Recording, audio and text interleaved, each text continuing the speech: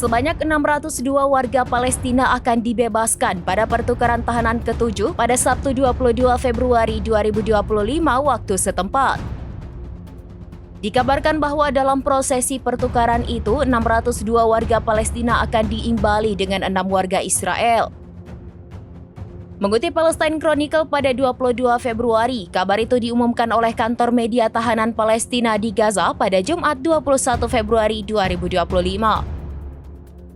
Lebih tepatnya, Israel akan membebaskan 602 tahanan Palestina.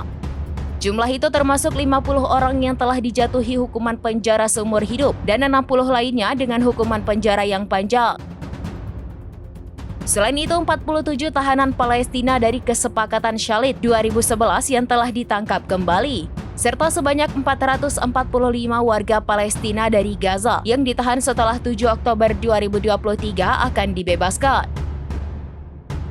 Sebagai informasi, sampai saat ini Israel telah menerima sebanyak 19 tawanan dan 4 jenazah. Sementara 1.135 tahanan Palestina, termasuk puluhan yang menjalani hukuman seumur hidup, telah dibebaskan.